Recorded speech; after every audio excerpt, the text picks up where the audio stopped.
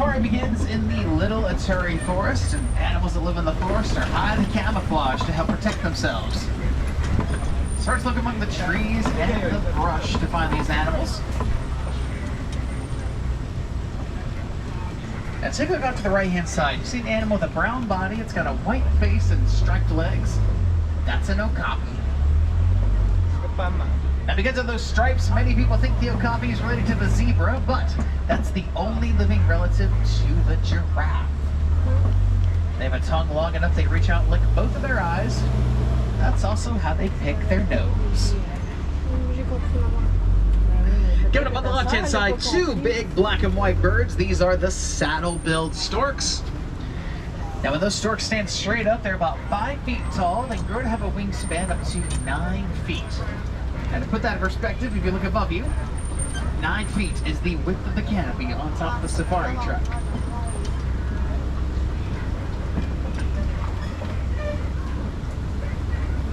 Alrighty, continuing through the forest, coming up on a watering hole. Watering hole is a pretty good gathering place for animals. Well, look at this. We're going to have animals on both sides. Coming up on the right-hand side, two different animals. Dark orange with white stripes and horns, that's a bongo. There's also some tan antelope with thin white stripes. These are the greater kudu. And just across the water, taking a snooze against that fallen tree, is a black rhinoceros. Black rhino is one of 2 rhino species that live on the reserve, so we might see some more rhinos a bit later on when we reach the savanna. Believe it or not, the black rhino is the smaller of the 2 species. Closer look at those greater kudu coming up on our right. Now both the bongo and the greater kudu are going to utilize those white stripes as part of their camouflage. They'll hide in the brush, and the sunlight comes through the leaves and blends up perfectly with those stripes. Makes them practically invisible to predators.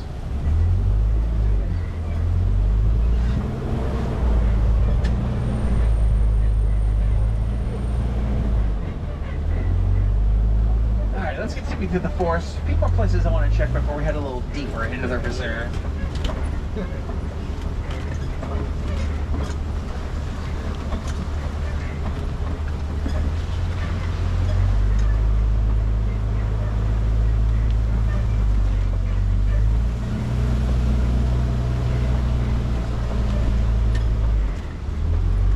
Not seeing much more here, but that's okay. We're going to head down to my favorite part of the reserve. That's the Safi River.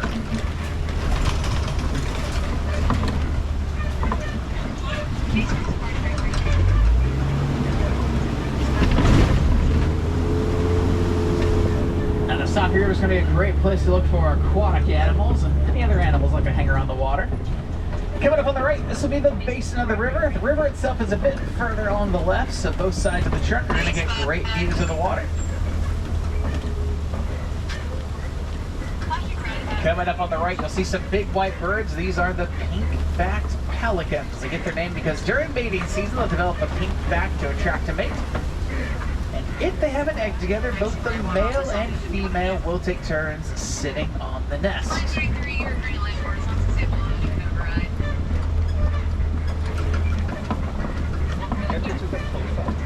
the left, Nile hippopotamus. There's a few just under the water here. Hippos are going to spend the majority of the day in the water, but they don't do a lot of swimming. They'll sink themselves down to the bottom of the river so they can walk or run along the bottom. Now hippos hold their breath several minutes at a time so they can sleep underwater.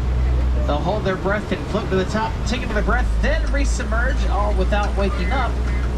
It's just one of their natural instincts.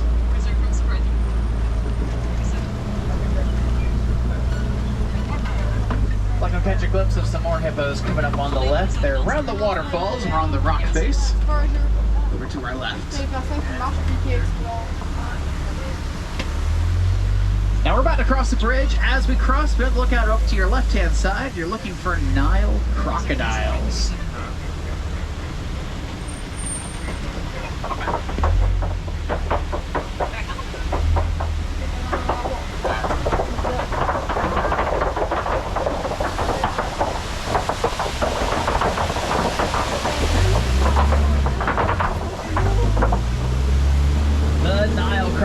the largest species of crocodilian you'll find here in Africa.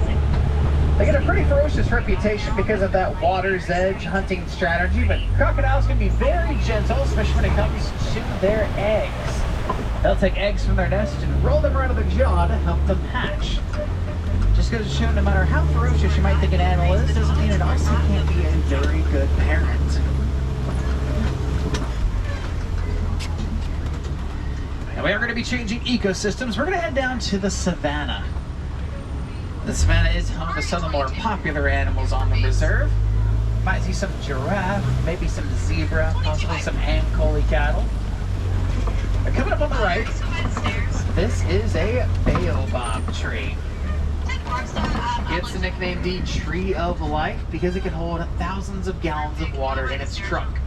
And that comes in handy during times of drought. Elephants will use their tusks to pierce the bark of the tree so they can receive the water.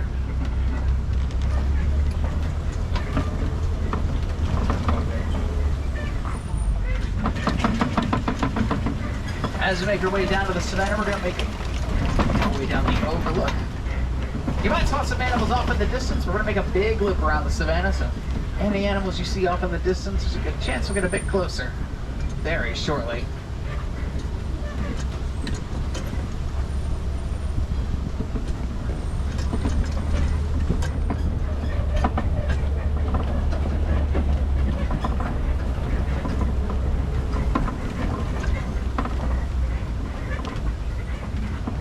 See some Hartman's Mountain zebras. Take a look off to the right, though. There's some wildebeest. And the wildebeest have the largest migration herds in the animal kingdom. During the Great Migration, thousands of wildebeest make their way across the savannah. They do this all together as one big group.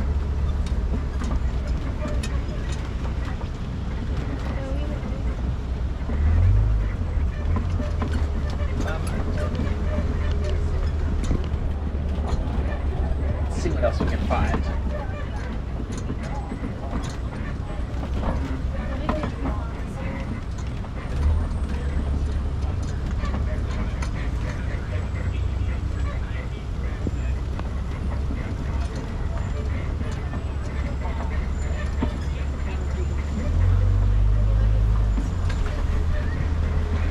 Alrighty, coming up on our left-hand side, they're brown, black, and white and speckled. These are the African painted dogs. The most successful hunters on the savannah. They like to work together as a pack, and they'll run down their prey until the prey just gives up from exhaustion. And they get the name painted dog because of their coats. Looks like they were painted with all the different colors. Now just a reminder to everyone to remain fully seated. Thank you so much.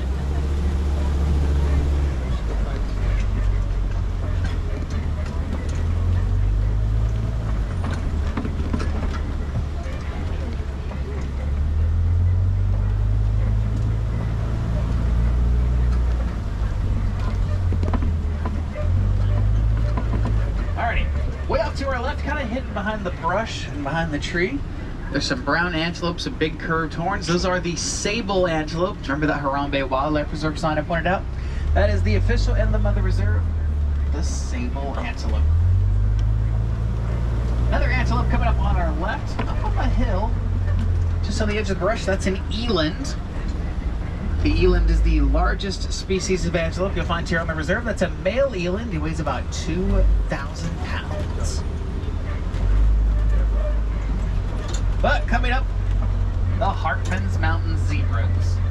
Just like human fingerprints, no two zebra stripes are exactly alike, but families can always identify each other. Of course, mothers can always identify their young. The official name for a group of zebras is a dazzle. That's because when they all stand together, the stripes blend in, the predator can't tell one zebra apart from another. So those stripes will help dazzle the predator.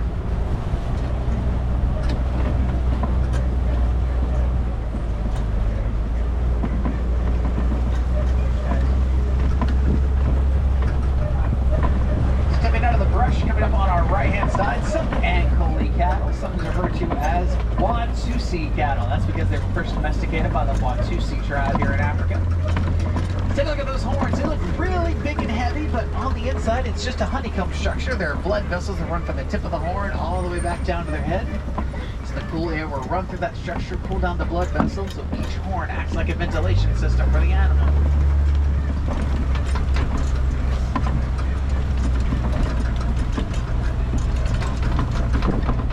So we'll get a closer look at some wildebeest up ahead. I spy some springbok up on the hill. And Maasai giraffe.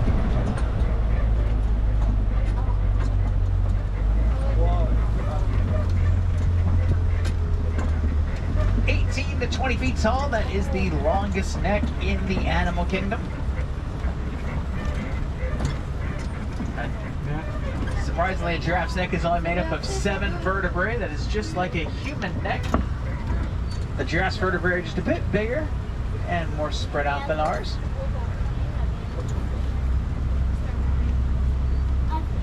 The official name for a group of giraffes is a tower. That's because they tower over the savannah. So we're going to drive through the middle of the tower this morning. That is a young giraffe just off to our right, just a few months old.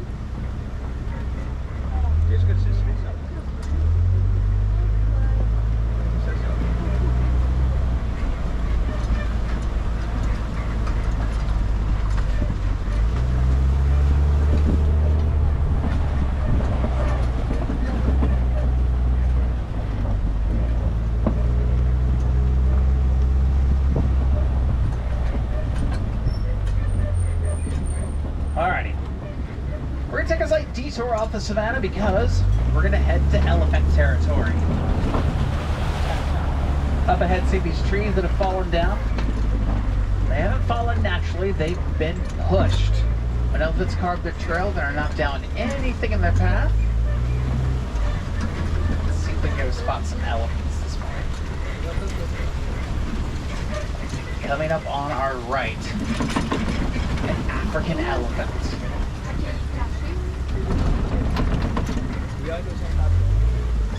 Now we know it's an African elephant for 2 reasons. Number 1, well, we are in Africa. Number 2, by the shape of those ears. African elephants' ears are shaped like the continent of Africa, like you'd see on a map. To the left, you might get a glimpse of some mandrills up on the rock there. That is a male mandrill. There's some females kind of running behind the trees here. The male mandrill is the largest species of monkey you'll find in the entire world. You can see there's a bit of a size difference between the males and the females.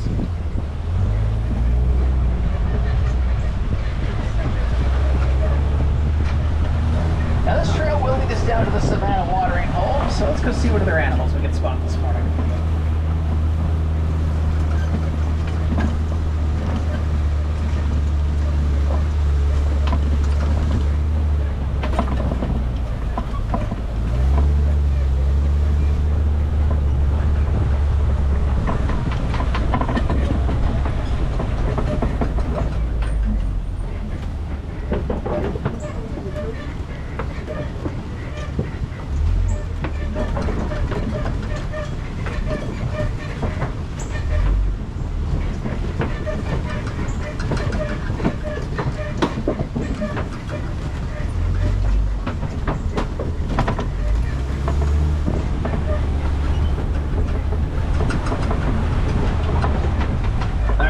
See it off to the right-hand side, but soon coming up on both sides of the truck, these are the red clay pits. Very important to elephants.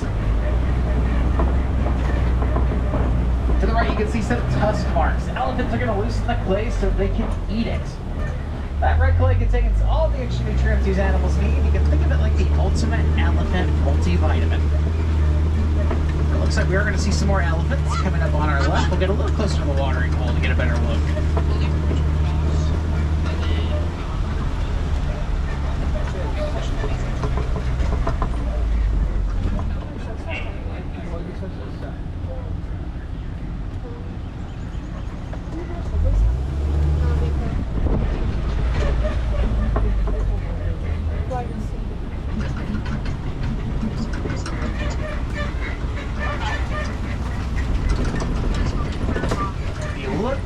Through the trees here, you might even catch a glimpse of a baby elephant. Just Just in front of Mom. from Safaris. Now, an elephant pregnancy is going to last about 2 years. And when the elephant's first born, they're going to weigh several hundred pounds. Better look over there to the left.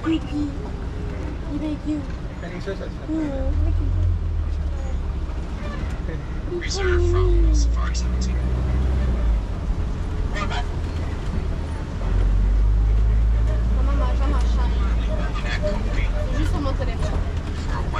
To the right, you can get an even better look at those springbok you might have seen earlier. Those are the smallest species of antelope you'll find on the reserve.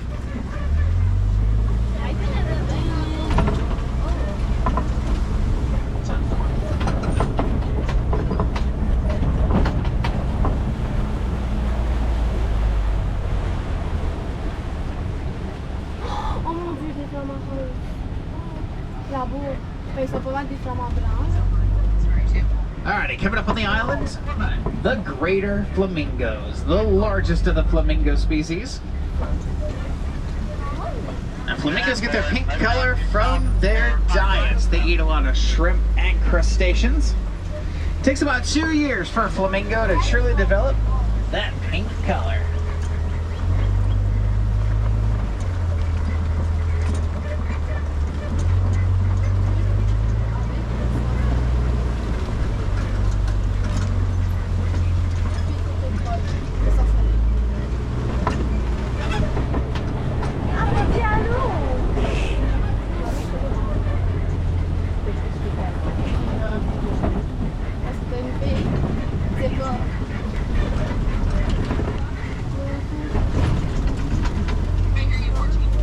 Alrighty, coming up on the left, there's going to be a big mud wallow. That mud wallow is going to be used by rhinos. Rhinos have very sensitive skins, so mud and dirt will act like a natural sunscreen. Back in the forest, we saw some black rhinos, but now they're on the savanna. We're in the territory of the white rhinos. These rhinos have a few different hiding spots. We'll have to keep our eyes peeled. You never know if or when we're going to see them. Now, animals do have the right-of-way here on the reserve. Looks like a few trucks ahead of us have been stopped by some animals. So we're going to hold our position here just for a bit until we get that proper all clear from the warden. Reserved from Safari 17.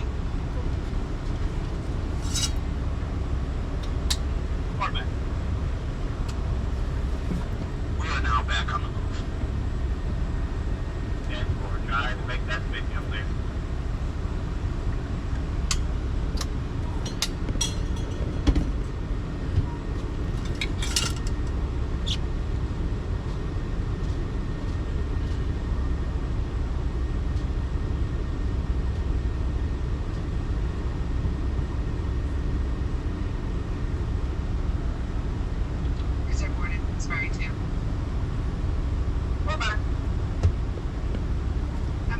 Looks like we are going to be back on the move here.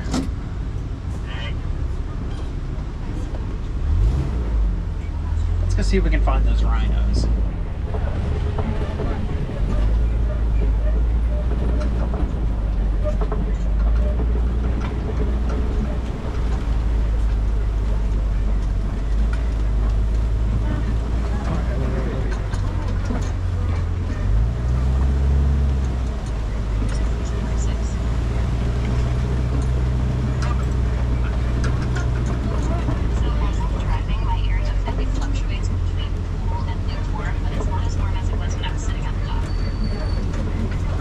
Cheetah coming up on our left.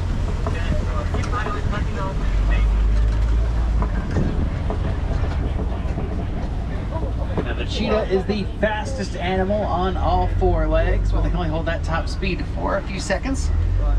Definitely a sprinter versus a marathoner. Unlike other African cats, cheetahs will hunt during the day. That's because their eyesight is much better built for day vision. Plus, when you hunt during the day, there's less competition with other predators.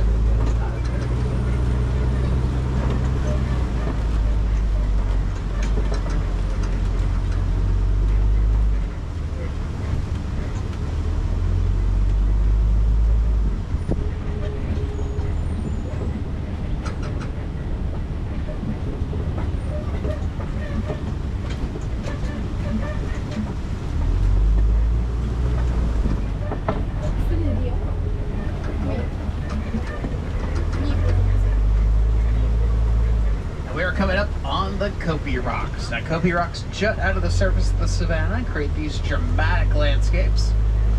They're often popular with predators because they serve as overlooks. So we're gonna make a big loop around the rocks. See if we can spot anybody up on the Kopi this morning.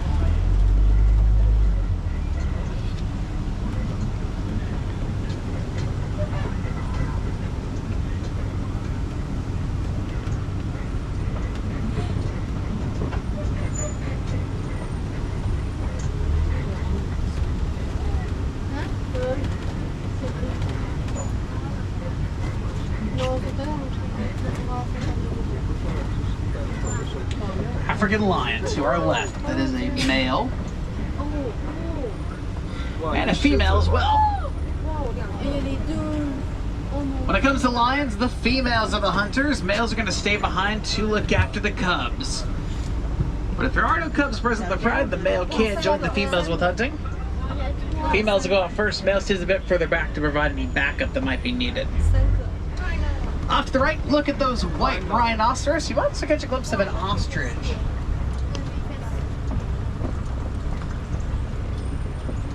We'll see if we can catch another glimpse of them once we get past the rocks.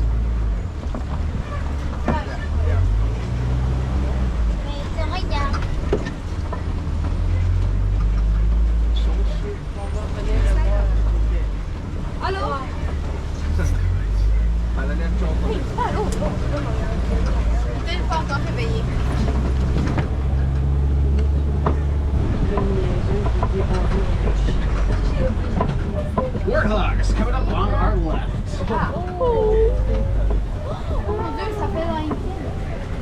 Sydney's holes, those are warthog burrows. The warthog is the largest burrowing animal you'll find here in Africa.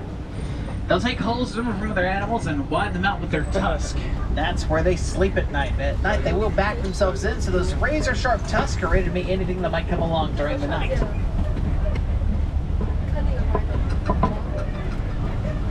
There's white rhinoceros off to the right.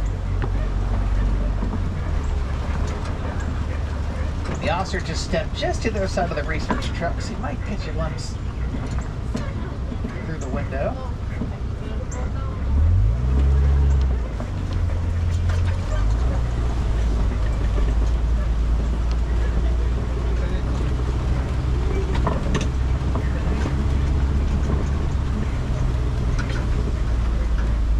Speaking of ostriches, take a look off to the right. Ostrich eggs. The ostrich lays the biggest eggs in the animal kingdom. It takes about 2 dozen chicken eggs equal 1 ostrich egg. The shell of an ostrich egg is so strong it's worth the weight of a human sitting on top of it, and it will not crack.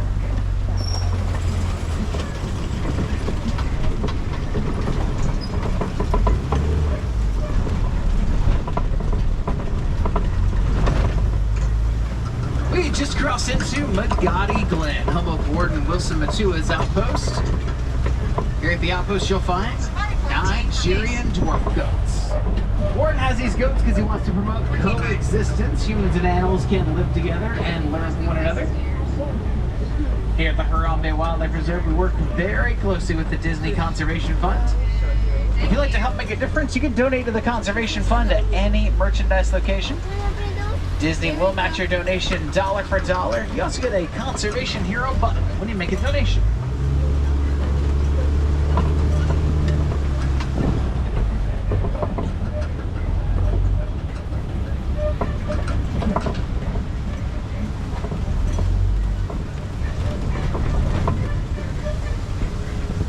My friends, our safari is coming to an end. I'll have you back in the village in just a few moments.